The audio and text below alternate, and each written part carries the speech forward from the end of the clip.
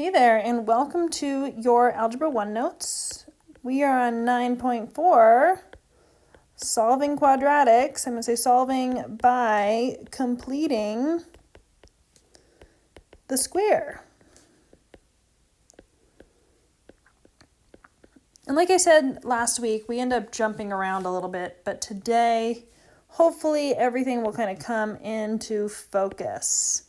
So we have been solving quadratics, and we've been doing this over a few methods. And we started off with factoring. Now, factoring, we use that zero product property rule. We set our factors equal to 0 and solved. Then last week, we had square roots. We had a few things that were working with our square roots, and then we also had this really cool formula. We had the quadratic formula.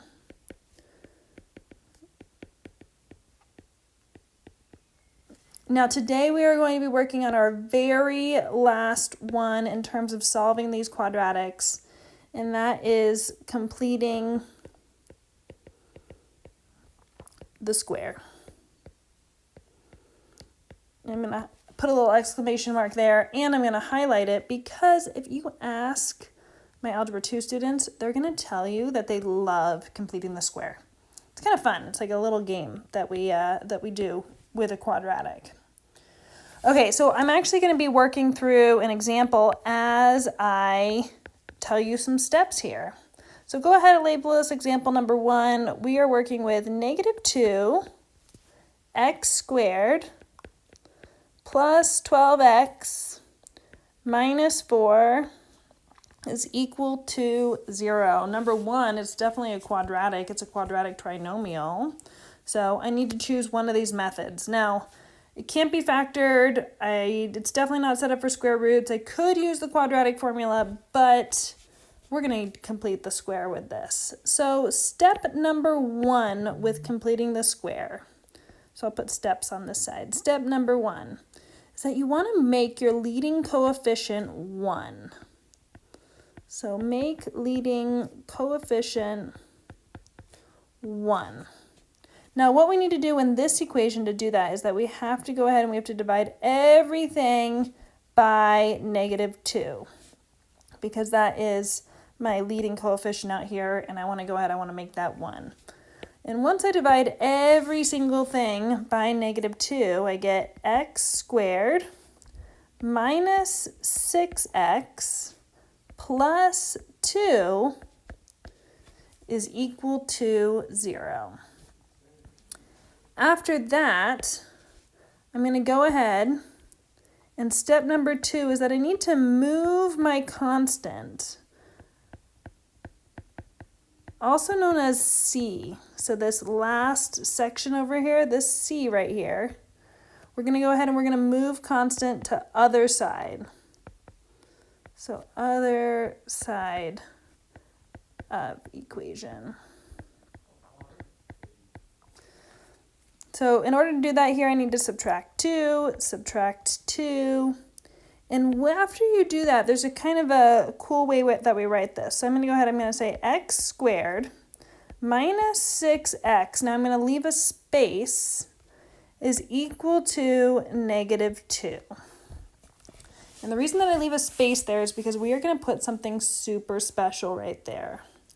And this is the completing the square part right here. Step number 3, let's go ahead, let's star it. Now in order to complete the square, you need to add b over 2 squared to both sides. Now what is going to happen here when we add b over 2? And I'm going to go ahead and say, so b is -6. So I'm going to go ahead and I'm going to say, okay, adding -6 over 2 squared. And if I added it to that side, I have to go ahead and I'm going to say, I kind of ran out of room, so plus -6 over 2 squared to this side. And what ends up happening here is that it actually ends up turning into a perfect square trinomial. So this is negative 6 over 2, that's negative 3. Negative 3 times negative 3 is going to be a 9. So this little green part turns into a 9, so negative 2 plus 9. All right, so the reason that we added that to both sides was to make it a perfect square trinomial. I'm even going to highlight it here. So that is now a perfect square trinomial. So I'm going to kind of add something to step number 3. So add b over 2 squared to both sides to create a perfect square trinomial. This is the whole reason that we're doing this. I'm going to even highlight b over 2 squared. These are really important steps if you haven't gotten all my highlighting and starring yet. Okay, now that you have this perfect square trinomial, you can go ahead and you can factor it. So step number 4 is to factor your perfect square trinomial.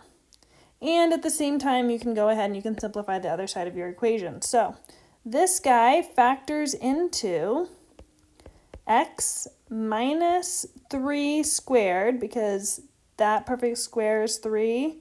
That perfect square is x, and we use this symbol right in the middle, is equal to negative 2 plus 9 is 7. Now, this is where it's super cool. This is actually using our square roots. So we're going to go ahead and step number 5 is take the square root of both sides.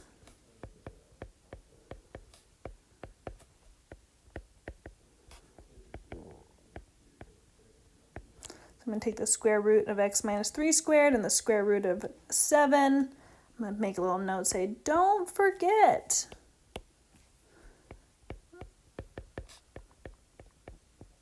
plus or minus. Don't forget that plus or minus, because obviously when we use those square roots, we don't want to forget the negative one. So my answer here is x minus 3 is equal to the positive and negative square root of 7.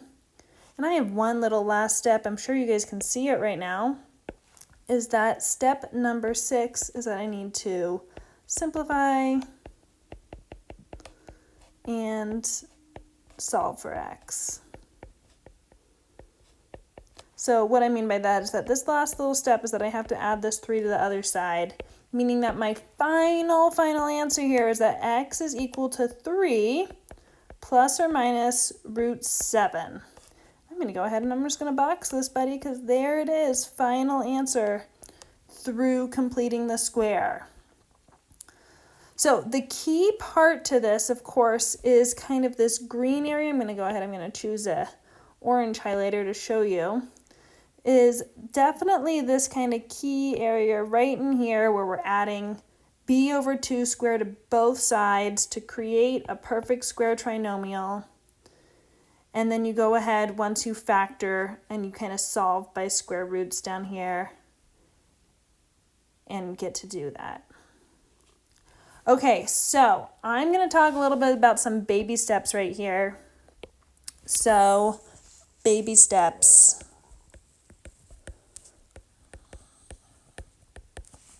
Okay, and what we're doing all on these is that we are simply just creating perfect square trinomials.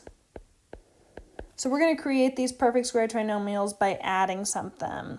So if I had something like, I'm just going to label this one guy 1, x squared minus 22x plus something is equal to negative 7 and then plus something. So I'm trying to figure out what's going in this something area. Now, in order to do that, we're going to add b over 2 squared. And remember, b is that middle term there. Okay, so I need to add negative 22 over 2 squared. And if I add it to one side, you guys know, your algebra superstars, that you have to add it to the other side, meaning that this perfect square trinomial should be x squared minus 22x. Okay, now we got to do some math in our head. Negative 22 divided by 2 is a negative 11.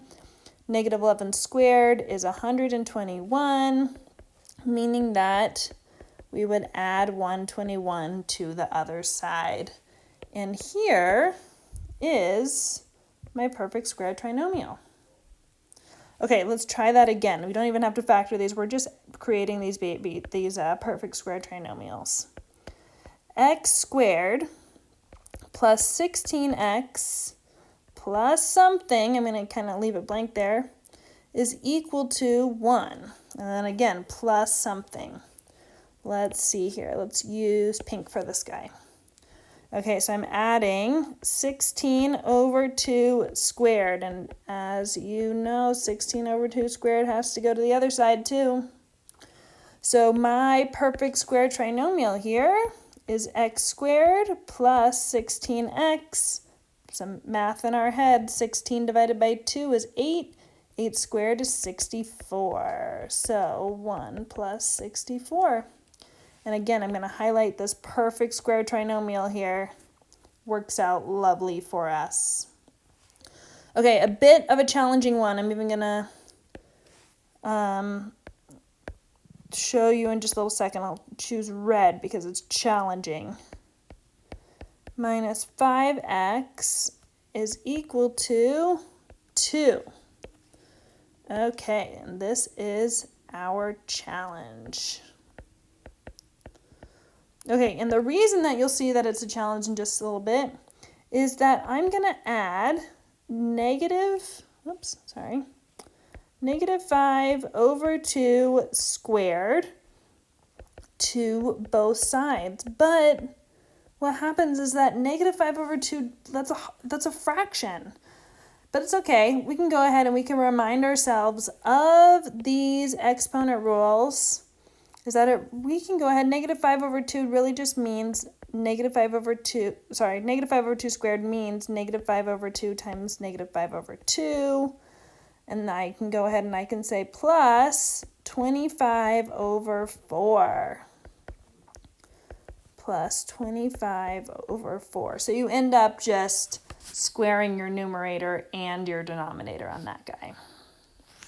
Okay. Now I'm going to go ahead, now that we've walked through our baby steps, we're going to actually be solving some quadratics. So we did example 1, let's move on to example 2. X squared minus 12x, all right, I'm going to leave it blank here, is equal to 11. So this one's kind of set up for us, ready to go. Now, what I need to do is that I need to add half of this guy squared. So plus negative 12 over 2 squared. And you need to add it to the other side as well.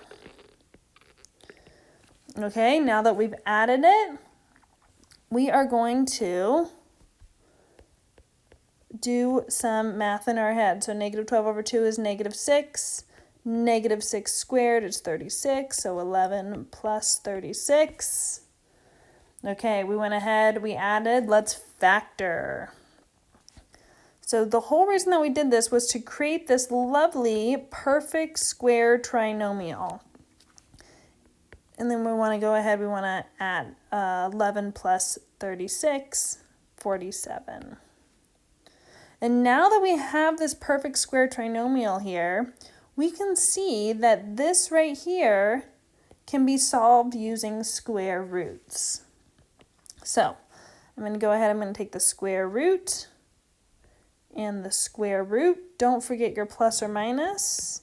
So x minus 6 is equal to the positive and negative version of the square root of 47. My very last step here is that I need to add 6 to both sides, and I like to keep the integer out front. So x is equal to 6 plus or minus the square root of 47. And we are all done.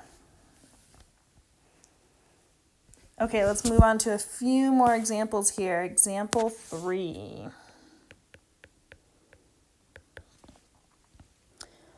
Three x squared plus 30x plus 45 is equal to 0. Now, there was a very first step that we wanted to go ahead before, and that is that you need to create this first leading coefficient. You need to make it 1. So we need to divide by 3. We need to divide by that leading coefficient there. To make this equation, x squared plus 10x plus 15 is equal to 0. Next step is that I'm going to have to go ahead, I'm going to have to move this 15. So we're going to subtract 15 and subtract 15. And this is where you kind of leave some room. So I'm going to leave a little bit of room here is equal to negative 15. And we're leaving some room because we're going to have to complete the square. This is the completing the square part. So I'm going to take half of this 10. So plus 10 divided by 2 squared plus 10 divided by 2 squared. Let's go ahead, let's rewrite it so that we have x squared plus 10x. Some math in our head. We have 5 squared plus 25 is equal to negative 15 plus 25. All right, time to factor. X plus 5 squared. And if you kind of noticed is that, here I'll go ahead and simplify our other side too, is equal to 10. If you noticed here, this is kind of cool, is that this little number in here, that 5, always matches up with whatever this number is, that b divided by 2. And that's what makes a perfect square trinomial. But going back to our equation, we need to go ahead. This is set up to solve by square roots, leaving us with x plus 5 is equal to the positive or negative square root of 10. Very last step is that I need to subtract 5, leaving us with x is equal to negative 5 plus or minus the square root of 10. And if I could go ahead and simplify that square root, I would a little bit, but we can't. Okay, last example. This is a little bit of a challenge, but only because there's a few extra steps in order to set it up. Example 4. And you guys are such pros. I know that you got this. So 2x squared plus 26 is equal to 28x. If we kind of notice here, it's out of order. So let's get it back in order, in standard form, meaning that I need to get this 28x over onto the left side of my equation. So 2x squared minus 28x plus 26 is equal to 0.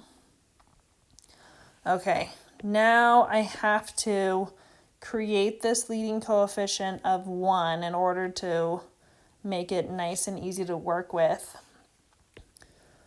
So I divided by 2, x squared minus 14x plus 13 is equal to 0. Okay, now it is set up, ready for me to kind of move some things around and complete this square. So the first thing first is that I'm going to go ahead and subtract c. I only subtract c because it's easier to see, C and C, the what I need to add to both sides. Okay, now plus, negative 14 over 2 squared, and of course on the other side as well. Let's do some math in our head. X squared minus 14x. Okay, negative 14 over 2 is negative 7. So 7, that's 49. Negative 13 plus 49. And factoring time. X minus 7, perfect square is equal to, squared. All right, negative 13 plus 49, that gives me a 36. All right, time to go ahead and take our square roots. And I am left with x minus 7 is equal to, ooh, this one's kind of cool because I can take the square root of 36. The square root of 36 is 6 in the positive and negative version of it. So now, right, because I can go ahead and I take that. Now I need to add 7 to both sides. So what actually ends up happening here is that we have x is equal to 7 plus or minus 6.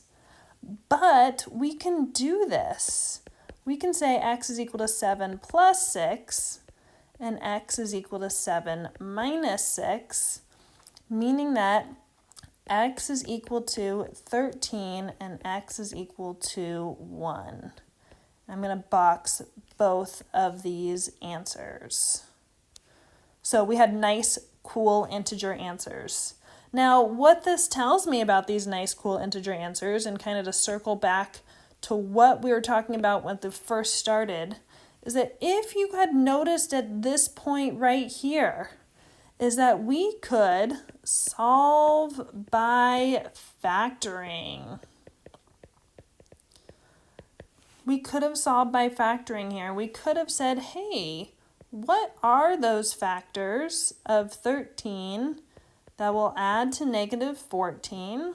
Well, that's a negative 13 and a negative 1, meaning that x minus 13 times x minus 1 is equal to 0.